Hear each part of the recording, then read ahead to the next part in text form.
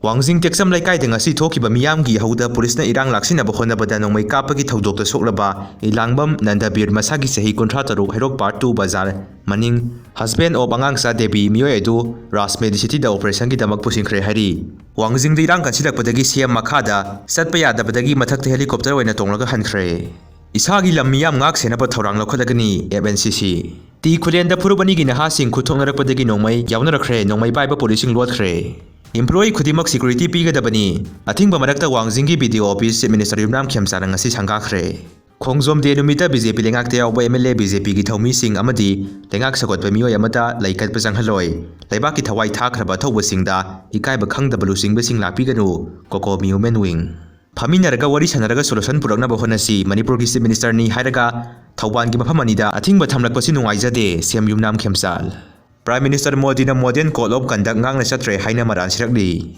Tronglao bi thogdo dugi matang dalilong da so release khre kholaw kya laukre Wangjing da thoki beidang da security forces ta khamduna leiba gari masa thukai patana tana nongmai su kapsilam le haidi